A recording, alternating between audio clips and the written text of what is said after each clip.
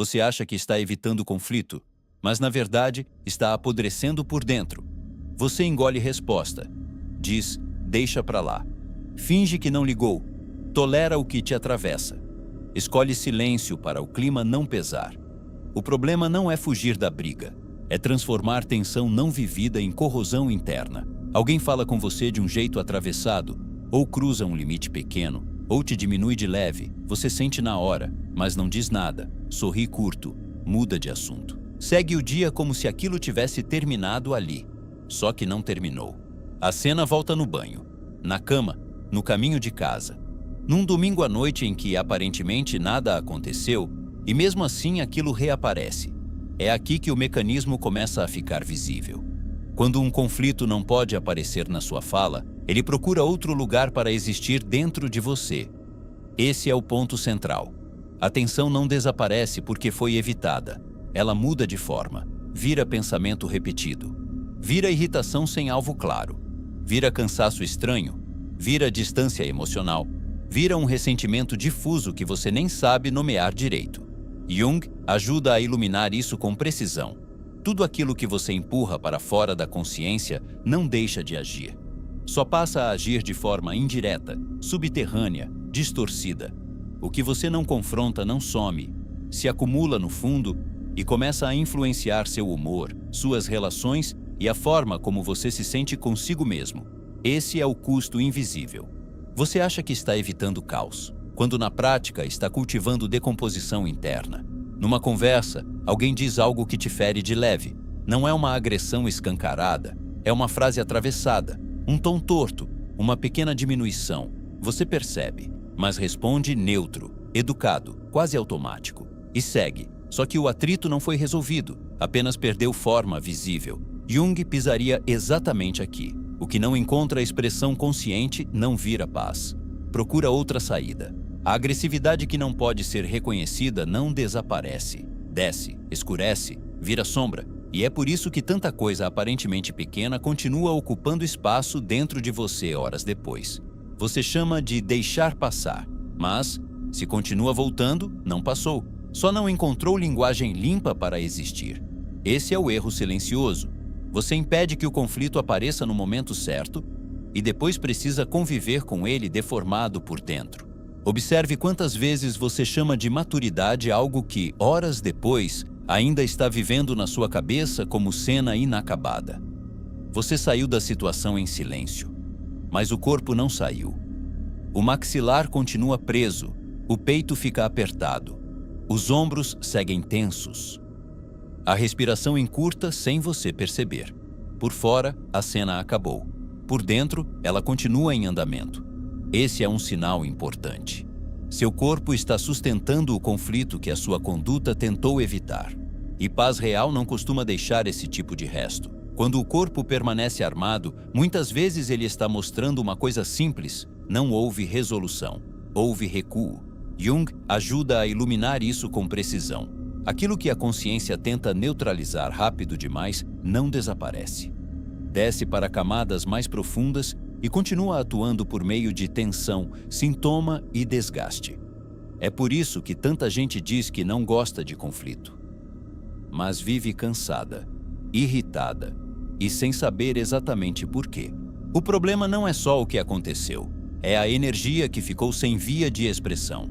Repare se depois de evitar problema, o seu corpo realmente desliga ou permanece como se algo ainda estivesse acontecendo. Depois de um tempo, isso deixa de ser só um comportamento, vira identidade. Você passa a se ver como alguém que não gosta de conflito, que prefere ficar na sua, que não vê necessidade de discutir, que não quer confusão. E por fora, essa imagem parece limpa, parece equilíbrio, parece autocontrole, parece até superioridade em relação a quem explode por tudo, mas existe uma distorção aí. Nem sempre você está acima do conflito. Às vezes, está apenas separado da própria agressividade legítima. Jung insistia num ponto decisivo. Integrar a agressividade não é se tornar violento.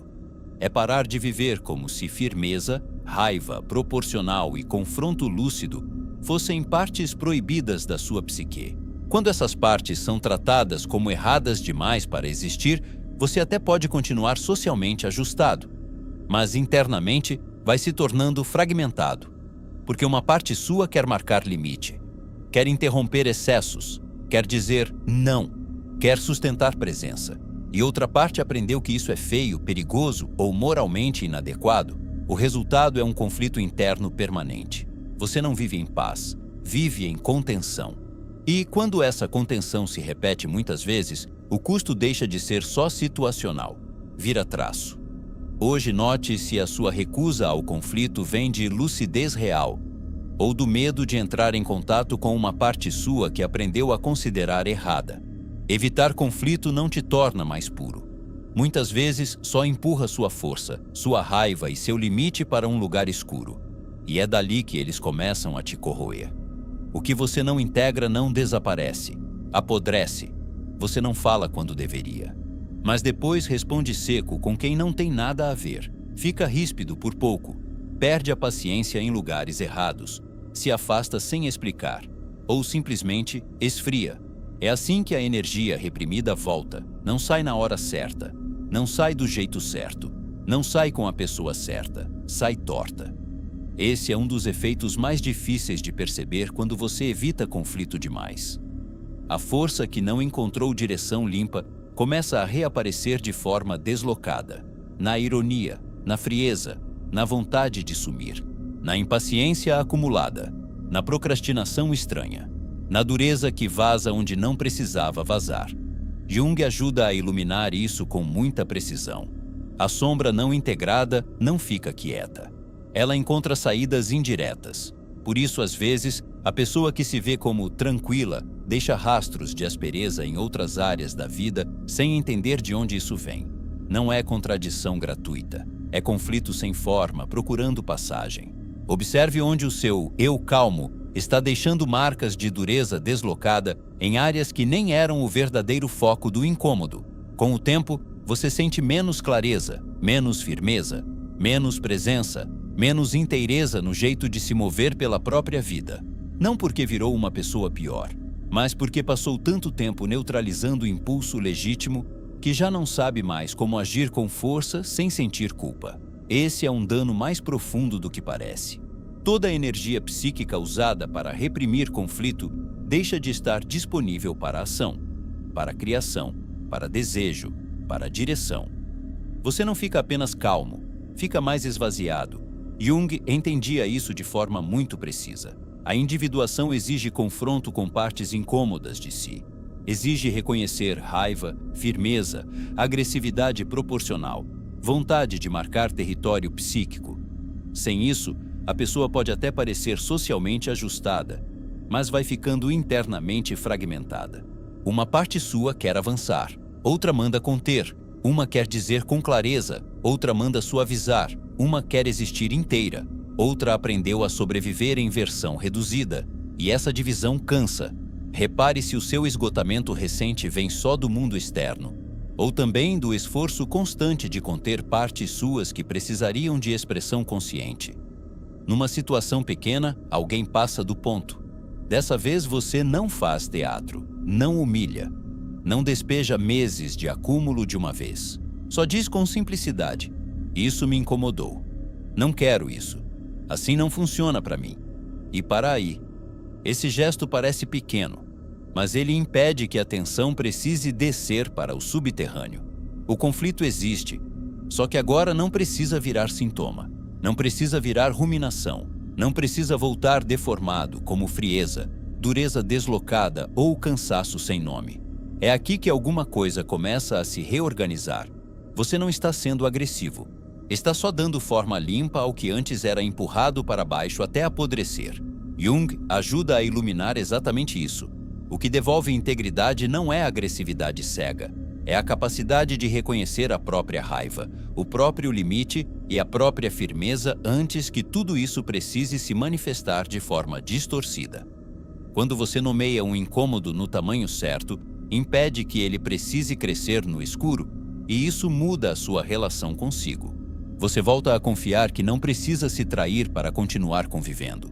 Volta a sentir que a própria força pode aparecer sem destruir tudo. Volta a existir com menos divisão interna. Hoje, note um momento em que você pode nomear um incômodo pequeno antes que ele vire acúmulo silencioso.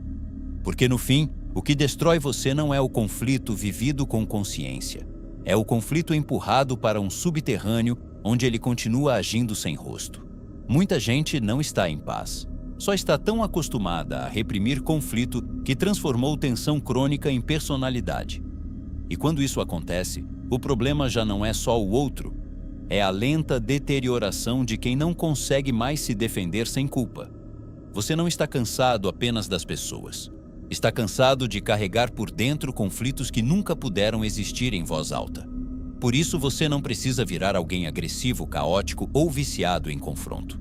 Mas precisa parar de imaginar que evitar tensão sempre preserva você. Porque existe um tipo de silêncio que não protege, só adia. E tudo o que é adiado demais dentro da psique começa a escurecer. Nas próximas 24 horas, escolha um incômodo pequeno que você normalmente engoliria e dê a ele uma frase simples, direta e proporcional. Depois observe. Você estava evitando caos ou evitando sentir a própria força? Se esse vídeo te mostrou algo que você vem carregando por dentro há tempo demais, comenta: eu não vou deixar isso apodrecer em mim. E se você percebeu que o problema não está só no conflito em si, mas no que ele vira quando é empurrado para dentro, clica no card que está aparecendo agora. Porque o próximo passo dessa conversa é entender o que acontece quando você chama de maturidade aquilo que no fundo é só medo de se impor. E se você quer continuar aprofundando esse tipo de reflexão, se inscreve no canal.